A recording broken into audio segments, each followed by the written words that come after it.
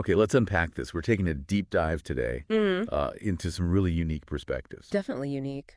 About why people might face, chronic illness or extreme stuff or just feel energetically off. Exactly. And you shared this fascinating audio excerpt from someone named Chris. That's right. And it offers this, well, very specific framework for understanding these kinds of struggles, which can be so personal and sometimes just unexplainable. It really does lay out a specific lens. And our mission here, just to be clear for everyone listening, is to explore the concepts Chris presents. You know, what they are, how they supposedly link to illness, and the really detailed methods described for tackling them. Right. And we're sticking strictly to the information in that source material itself. Yeah. Absolutely, just what's presented there. Okay. So diving right in then. The central idea, it seems, attributes these sort of unexplainable illnesses and energy issues to, well, to entities or influences called reptilians. That's the specific term used. Yes, reptilians. The source posits that they are, and I'm quoting here, instrumental in everything that we're doing right now, directly linking them to these challenges. Instrumental. Okay. And this leads into another concept mentioned, the culling of the soul. What does that mean in this context? Well, according to the source, it describes a kind of removal process for souls that are unique. Coveted is the word used. Removing them, like filtering them out somehow. Sort of, yeah. The source gives a specific analogy, actually, like a farmer culling bad onions from a bushel, to create a cleaner, maybe a purer group. Huh. Okay. And there was even a pop culture reference mentioned. Right, from the movie Jupiter Ascending. The source brings up a scene where, again quoting the head reptilian dude, talks about harvesting humans. And the source draws a parallel between that fictional idea and this concept. It seems to connect them, yes. Which then ties into another concept from the source, the reptilian death hex. Death hex. What's that Ah. supposed to be? It's described as like a mark placed on someone, predicting an early death. And it's linked directly, in the source, to the reptilian's need for your soul. So this need for the soul. And also, didn't the source mention harvesting too? Yep. But not the physical body. Exactly. It specifically talks about harvesting a person's energy, and it uses a specific term for that energy, looch. Looch. Yeah. L-U-C-H. Is that how it sounded? That seems to be it, yeah. And again, there's that farming analogy. Harvesting looch is like a farmer harvesting crops, season after season, presented as this ongoing energy extraction. Wow. Okay, so within this framework, you've got these reptilians involved in culling souls, placing death hexes, and harvesting this energy, this looch. That's what the source lays out, yes. Right. These seem to be presented as the key motivations and actions of these entities. So, okay, if those are the problems identified in the source, what does it suggest we actually do about them? There's a method described, right? Starting with pre-clearing. Yes, a very detailed method, and it does start there with pre-clearing. The idea is you need to address certain concepts before you even try to remove the reptilian itself. Which concepts? Those specific ones we just mentioned, the culling and the hex, remove those first. Oh, okay. And then you move on to the reptilian itself, especially if it's described as steadfast. That word seemed important in the source. Very modern. Steadfast, or dug in deep. It comes up a lot for the difficult cases, and for those, yes, a very specific multi-step method is detailed. And it needs some specific tools too, doesn't it? It does. According to the material you shared, you need these things called neutralization rings. Gold and platinum are mentioned by name. Okay, rings. And a pyramid. It says any pyramid works, but a vesica pyramid is mentioned as having certain properties, though intent is really stressed as key. Intent is key. Got it. And finally, a microphone and a camera or phone. A mic and a camera or a phone. Yeah. Okay, so those are the tools. How does the source say you actually use them? What's the first step, this loosening idea? Right. The first step is all about loosening. And this is described as being done remotely, like working with somebody on the phone. Remotely. Interesting. How? You take the rings, bigger ones are apparently better, and you place the microphone and the camera or phone inside those rings. Inside them. Inside them. Then you hold the gold ring on top of all that. This whole setup, used remotely, is supposed to deeply loosen that reptilian that's steadfast within your body. Deeply loosening. Yeah. Okay, so once that loosening is felt or done, how do you proceed with the actual removal attempt, according to the source? After the loosening, yeah, the next step uses the pyramid. You hold the pyramid to the camera or phone. To the phone. Yeah, specifically holding it over the person's head on the other end of the line.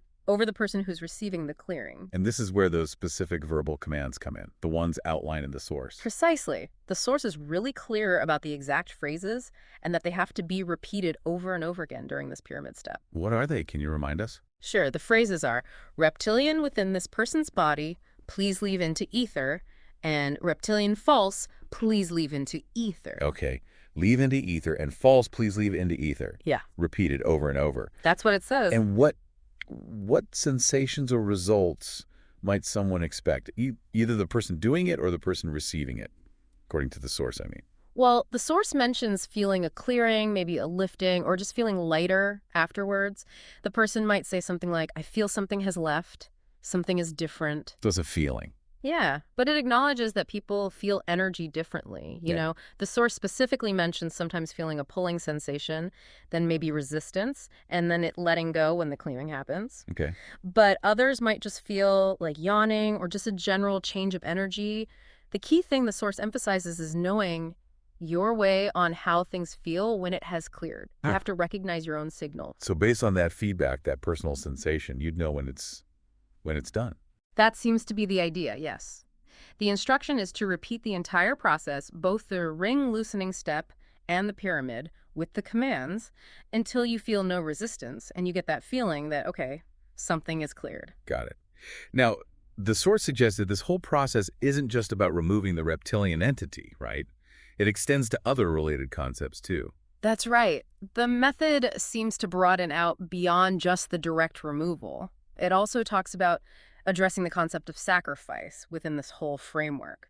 Sacrifice. What does that involve, according to the source? Well, the idea raised is to check if the person's soul is somehow caught within what's called a reptilian occult sacrifice. Wow.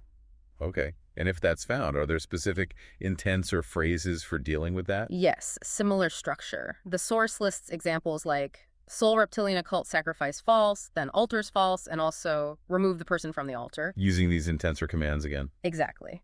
And the overall process, doing all these steps, is also said to remove blocks. Block. Yeah, the source claims that engaging with this whole thing removes any and all blocks that have put that problem within the person, making things clearer, a lot easier is the phrase used. Okay. And one of the really unique instructions in this method you mentioned was the focus specifically on the astral body. Yes, this is a crucial point the source really highlights. It explicitly says, work with the astral body. And importantly, it says, do not work with the causal body or the chakra system. And why not? Did it say? According to the source, yeah.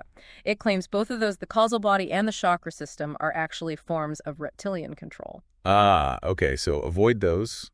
Focus on the astral. And the idea there is to find duplicates. Correct. Duplicates. The source uses this analogy of matter and antimatter. The physical body is matter, the astral body is antimatter, and the instruction is to look for duplicates of body parts within that astral body. So like the example given in the source, a duplicate of the person's brain, you'd look for that in the astral. Exactly that example. Finding a duplicate of the person's brain. And then you remove it using a similar intent phrase structure again. Let me guess. Duplicate of the person's brain. False. Send it to ether. You got it. That's the example phrase given.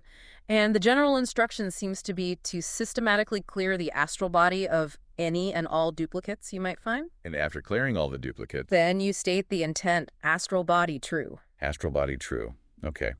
And are there sort of final steps in this whole clearing process outlined? According to Chris's audio, yeah, the final steps involve starting to move out energy from the person Move energy out. and then beginning to look for all of the physical attributes related to whatever the original issue was. So it implies this connection between the energetic clearing and the physical manifestation. Right, tying it back to the physical. So what kind of results is the source actually claiming to see with this whole complex method? Well, the source states they are getting some great results with it, and specifically mentions that people who had a lot of trouble before are now starting to see results, which the author says makes them very happy. And the source also made some pretty specific links between physical conditions and these reptilian influences, didn't it? Within this framework, obviously. It did, yeah. It points out, for instance, that shingles is a reptilian illness, suggesting a direct physical issue arising from this underlying energetic cause, according to this particular perspective. Shingles. Wow. And this whole process, these methods, they're presented within a kind of broader context of energetic shifts happening. That broader context is definitely hinted at, yes. The source refers to energy shifts and changes coming. It specifically mentions a very big eclipse coming late August that's expected to create a lot of shifts. Okay. And it also notes shifts that were felt after a solstice pack. So it suggests these clearing methods are kind of situated within this larger changing energetic landscape. Wow. Okay. That was certainly, well, a deep dive into a very, very unique and specific perspective on chronic illness and energy stuff. Absolutely. We've really explored the core concepts presented in the source, this idea of reptilian influence, the soul culling, the death hexes, harvesting energy or luch. And then that remarkably detailed step-by-step method involving those specific tools, the rings, the pyramid, the precise, intense, and verbal commands. All for addressing these issues and all based entirely on the source material you shared with us. Exactly. We've unpacked this framework from the audio that directly links these persistent health and energy problems to unseen entities, as it claims, and provides this very specific, almost ritualized approach to dealing with them. Through focused intent, energy work, physical tools. Really? Yeah. Right. So this deep dive was really all about understanding the specific ideas laid out in that audio excerpt for you, the listener. And I suppose considering this source's focus on, unseen influences, this energy harvesting idea, these specific clearing rituals, it prompts a question maybe.